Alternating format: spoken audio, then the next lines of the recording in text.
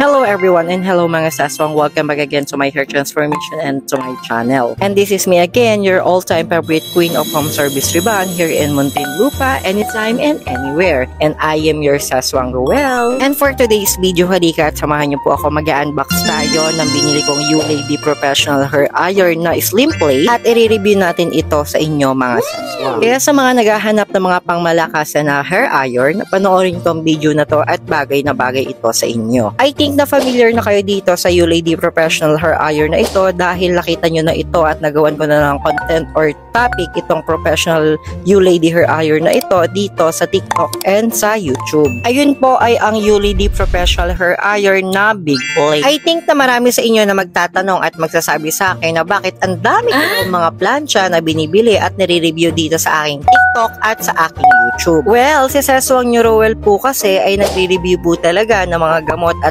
gamit sa salon industry, especially sa mga hair iron. So kapag may mga naglalabasan talaga ng mga gamot at gamit, especially sa mga pang-ribbon and Brazilian and dito sa plancha na ito, ay dapat ay updated tayo para naman magawa natin ng video yan or ng topic kung talagang maganda ba at highly recommended ba sa inyo mga seswang, especially kung ikaw ay makeup artist, hairstylist, or hairdresser na naghahanap ng mga pangmalakasang hair iron. So gusto ko makatulong ako sa inyo and gusto ko sa pamamagitan nitong video na to ay nakatulong ako sa inyo at nakapag-decide kayo kung anong klaseng plancha ba ang bibilhin nyo para gamitin sa inyong salon, especially kung kayo ay mga nag-home service. By the way, kaya nga po pala ako bumili nitong ULady Slim Plate na to ay para dalawa na yung aming ginagamit ni Jowa na maliit or makitid lang na plancha or maliit lang yung plate. Dahil kung natatandaan nyo yung mga ibang videos ko na meron akong ginagamit na manipis na plancha or makitid lang at maliit lang yung plate,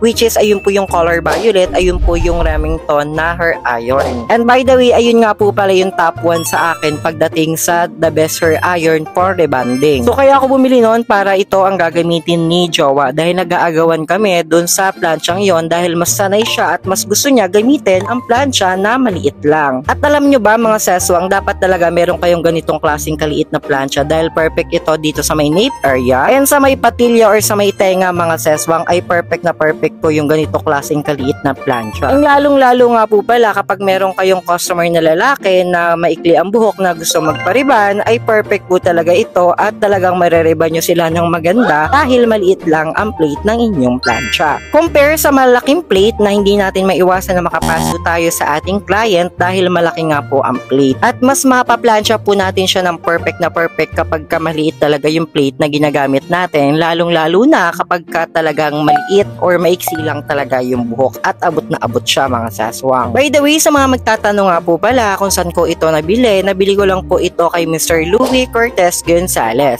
And I'm pretty sure na alam nyo naman na po talaga at kilalang-kilala nyo na si Mr. Louie Cortez Gonzalez dahil lagi ko siyang piniplex sa mga videos ko. So kung gusto nyo bumili ng ganitong klaseng ULady Slim Plate na hair iron ay ilalagay ko yung mga link kung saan nyo sila pwedeng ma-order or mabili. Ilalagay ko dyan sa ating description or sa ating caption mga saswang. And sa mga magtatanong rin po pala kung magkano nga po pala ang bili ko dito, nabili ko po ito ng almost 2,000 pesos that time. Pero ngayon medyo bumaba na siya kaya naman ilalagay ko na yung link dyan sa yellow basket sa mga gustong mag-check out.